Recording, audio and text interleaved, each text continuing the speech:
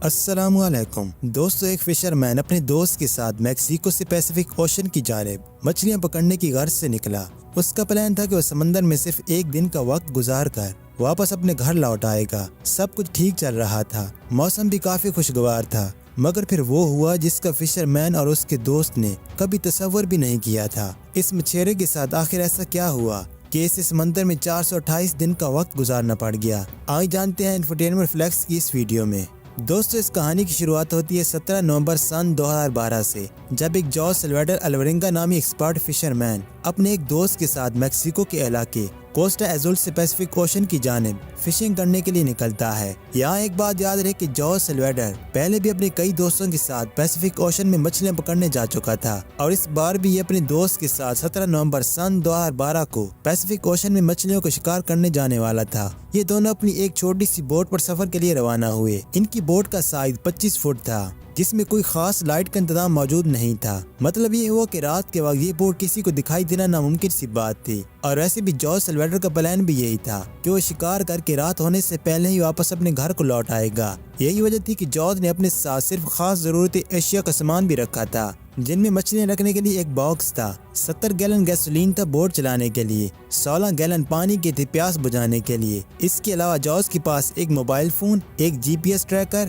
ایک ریڈیو اور 3 چاقو کے علاوہ کچھ اور بھی ضرورت کا چھوٹا موٹا سامان شامل تھا۔ پہلے تو سب کچھ ٹھیک چل رہا تھا، موسم کے ساتھ ساتھ جوز سلواڈر کا دل بھی کافی خوشگوار تھا، کیونکہ جوز اب تک 500 کلو گرام مچھلیاں پکڑ بھی چکا تھا۔ جوز کو اس بات کی بالکل بھی خبر نہ تھی کہ وہ چند ہی لمحوں بعد زندگی اور موت کی جنگ لڑنے جا رہا ہے۔ اچانک سے موسم خراب ہونا شروع ہوا اور سمندر میں طوفان آنے لگ پڑا، جس سے جوز کی بوٹ ڈگمگانے لگ پڑی۔ چونکہ جوز پہلے بھی کئی بار پیسیفک اوشن میں جا چکا تھا، اس لیے وہ ان سمندری لہروں سے کوئی زیادہ پریشان نہ تھا اور خود کو کسی بھی طوفانی صورتحال میں محفوظ رکھنے کی صلاحیت رکھتا تھا۔ مگر جوز کی پریشانی اس وقت بڑھی جب سمندری لہروں کا پانی بوٹ میں داخل ہونا شروع ہوا، اور بوٹ آہستہ آہستہ کر کے اب تک 100 گیلن پانی سے بھر چکی تھی۔ اب ایسی صورتحال میں ایک طرف جوز بوٹ کو سمندر کے کسی کنارے پر لے جانے کی کوشش میں تھا، تو دوسری طرف اس کا دوست بوٹ سے پانی باہر نکالنے کی کوشش میں مصروف تھا۔ مگر سمندر کی خوفناک لہروں سے بوٹ پانی سے پوری طرح بھر چکی تھی، جس پر اس کا دوست یہ سوچ کر رونے لگ پڑا کہ اب کچھ ہی لمحوں بعد وہ دونوں سمندر میں ڈوب کر کسی خطرناک شار کا شکار بن جائیں گے۔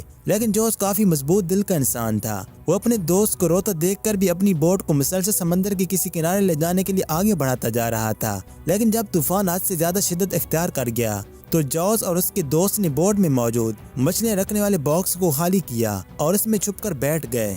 دوستو، یہ طوفان کا صرف پہلا دن اور پہلا جھونکا تھا جو جوز اور اس کے دوست کو پیسیفک اوشن کی کسی دور ویران جگہ پر دھکیل لایا تھا۔ جب صبح ہوئی اور طوفان کچھ کم ہوا تو جوز اور اس کا دوست اس باکس سے باہر نکلے، اور خوشگوار موسم اور دور ایک پہاڑ دیکھ کر دونوں کے چہرے پر مسکراہٹ آ چکی تھی۔ وہ دونوں پہاڑ دیکھ کر جان چکے تھے کہ زمین ان سے کوئی زیادہ دور نہیں ہے، لہذا جوز نے اپنی بوٹ اس پہاڑ کی جانب تیزی سے بگانا شروع کر دی۔ ابھی ان دونوں کے چہرے پر مسکراہٹ آئی ہی تھی کہ بوٹ اچانک رک گئی، کیونکہ بوٹ کی موٹر تیز لہروں کے باعث خراب ہو چکی تھی۔ جوز اور اس کا دوست یہ بات جان کر زیادہ پریشان ہو گئے کہ بوٹ کی موٹر کے ساتھ ساتھ ان کا GPS ٹریکر بھی خراب ہو چکا تھا، جس سے اب وہ کسی کو یہ خبر بھی نہیں دے سکتے کہ وہ سمندر میں کس جگہ موجود ہیں۔ مگر قسمت نے ابھی مکمل طور پر ان کا ساتھ نہیں چھوڑا تھا، کیونکہ جوز جو ریڈیو اپنے ساتھ لایا تھا وہ ٹھیک کام کر رہا تھا۔ جوز نے ریڈیو پر اپنے کنٹرول آفس رابطہ کیا اور بتانے لگا کہ ہماری بوٹ اور GPS خراب ہو چکا ہے۔ کنٹرول آفس نے انہیں دلاسا دیتے ہوئے کہا، گھبراؤ مت اور اپنی بوٹ وہیں روک دو، ہم تم تک جلدی پہنچ جائیں گے۔ ابھی تھوڑی ہی دیر گزری تھی کہ ان کی ریڈیو کی بیٹری بھی ختم ہو گئی، جس کے باعث اب جوز اور اس کا دوست سمندر سے باہر کی دنیا سے مکمل طور پر بے خبر ہو چکے تھے۔ ابھی وہ اسی پریشانی سے دوچار تھے کہ اچانک سے سمندر کا ایک اور جھونکا آیا، جس سے جوز کی بوٹ مزید اور دور چلی گئی۔ جوز اور اس کے دوست کو اب تک سمندر میں 5 دن گزر چکے تھے۔ 5 دن بعد جب طوفان کم ہوا تو انہوں نے دیکھا کہ بوٹ اور اس میں موجود تمام کھانے پینے کا سامان مکمل طور پر پانی میں بہہ چکا تھا۔ دوسری طرف کنٹرول آفس کی ٹیم 2 دن لگاتار سرچ آپریشن کرتی رہی۔ جب وہ نہ ملے تو انہیں مرا ہوا سمجھ کر ٹیم واپس لوٹ گئی۔ اب تک جوز اور اس کے ساتھی کو 10 دن گزر چکے تھے۔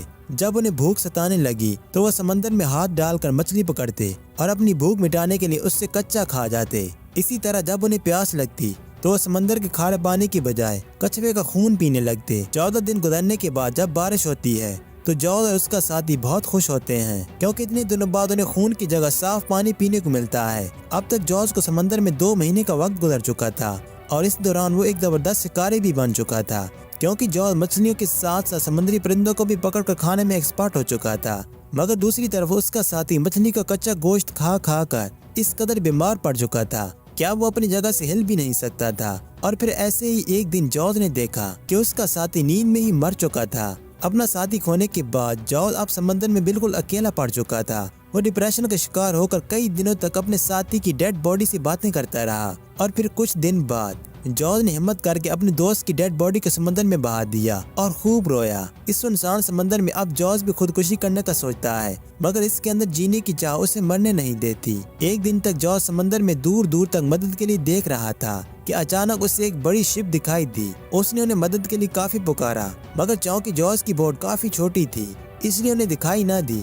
اسی طرح جارج کے پاس سے 20 شپس گزرتی ہیں لیکن کوئی بھی اسے نوٹس نہیں کرتا اور سب گزر جاتے ہیں۔ ایسی صورتحال میں جارج سوچتا ہے کہ اب میرا مرنا ہی بہتر ہوگا۔ دوستو اب تک جارج سلویڈر کو سمندر میں وقت گزارے تقریباً 15 مہینے ہو چکے تھے۔ ایک دن وہ سمندر میں بہتی اپنی بوٹ میں لیٹا سوچوں میں گم تھا کہ اچانک اسے آسمان پر کچھ پرندے اڑان بھرتے دکھائی دیتے ہیں۔ سلویڈر نوٹس کرتا ہے کہ یہ وہ سمندری پرندے نہیں ہیں جنہیں وہ پکڑ کر کھاتا تھا بلکہ یہ تو وہ پرندے ہیں جو زیادہ تر زمین کے آس پاس ہی اڑتے ہیں۔ جارج الورنگا نے جب اٹھ کر دیکھا تو دور اس سے ایک آئی لینڈ دکھائی دیا۔ یہ منظر دیکھ کر جارج کی خوشی کا کوئی ٹھکانہ نہ رہا کیونکہ یہ 15 مہینوں میں پہلی بار تھا جب سلویڈر نے کوئی زمینی حصہ دیکھا تھا۔ جب اس کی بوٹ اس سے آئی لینڈ کے تھوڑا اور قریب پہنچی تو جارج نے یہ سوچ کر سمندر میں چھلانگ لگا دی کہ کہیں اس بار بھی سمندر کی لہریں اس کی بوٹ کو بہا کر زمین سے دور نہ لے جائیں۔ سمندر میں کودنے کے بعد جارج پوری طاقت کے ساتھ سوئمنگ کر کے آخر کار اس آئی لینڈ تک پہنچ ہی جاتا ہے اور جب وہ اس آئی لینڈ پر اپنا قدم رکھتا ہے تو تاریخ ہوتی ہے 30 جنوری سن 2014 کی، یعنی کہ وہ شخص جو صرف ایک دن کے لیے سمندر کی جانب نکلا تھا اس سے واپس پہنچتے پورے 428 دن لگ چکے تھے۔ اس عرصے کے دوران سلویڈر کافی پتلا اور کمزور ہو چکا تھا۔ اب تک اسے کوئی انسان تو نہ دیکھا تھا لیکن وہ پھر بھی خوشی کا اظہار کرتے ہوئے زور زور سے چلا رہا تھا۔ دراصل جارج نے جس آئی لینڈ پر قدم رکھا تھا وہ پیسیفک اوشن میں موجود ایک ٹائل نامی جزیرہ تھا۔ یہ جزیرہ سلویڈر کی روانگی کی منزل یعنی کہ میکسیکو سے 8800 کلومیٹر کی دوری پر واقع ایک سنسان آئی لینڈ تھا جہاں انسانی آبادی کا نام و نشان تک موجود نہیں تھا، مگر اس آئی لینڈ کے قریب بھی کئی چھوٹے چھوٹے اور بھی آئی لینڈ موجود تھے جہاں کچھ لوگ آباد تھے۔ جب جارج سلویڈر نے اونچا اونچا پکارنا شروع کیا تو قریبی آئی لینڈ پر موجود 2 لوگوں نے اس کی آواز سن لی۔ وہ اس کے پاس مدد کے لیے پہنچے اور یوں جارج کی 428 دن بعد کسی انسان سے بات ہو پائی۔ وہ 2 لوگ جو جارج کی مدد کے لیے اس کے پاس پہنچے تھے اسے اپنے ساتھ لے گئے اور کچھ کھانے پینے کے لیے اس کے سامنے پیش کیا۔ جارج اتنے دنوں بعد کھانا دیکھ کر پاگلوں کی طرح کھانے لگ پڑا۔ اسی دوران ان 2 شخصیات نے پولیس کو اطلاع دی۔ پولیس نے جب جارج کا بیان لیا تو وہ یہ جان کر حیران رہ گئے کہ یہ شخص تو 17 نومبر سن 2012 سے پیسیفک اوشن میں لاپتہ تھا۔ اس کے بعد یہ خبر دیکھتے ہی دیکھتے پوری دنیا میں پھیلتی چلی گئی۔ جارج سلویڈر اتنے بڑے اور سنسان سمندر میں 428 دن تک اکیلے رہنے کا ریکارڈ بنا چکا تھا اور اس ریکارڈ کو شاید غلطی سے بھی کوئی توڑنا نہیں چاہے گا۔ یاد رہے کہ جارج سلویڈر الورنگا پر 438 ڈیز نامی ایک کتاب بھی لکھی جا چکی ہے جس سے کافی شوق سے آج بھی پڑھا جاتا ہے۔ تو دوستو یقیناً آج کی ویڈیو بھی آپ کو پسند آئی ہوگی۔ اگر ویڈیو اچھی لگی ہو تو لائک، شیئر اور ساتھ ہمارے چینل کو بھی سبسکرائب کرنا مت بھولیے گا تاکہ آنے والی مزید دلچسپ ویڈیوز بھی آپ کو مل سکیں۔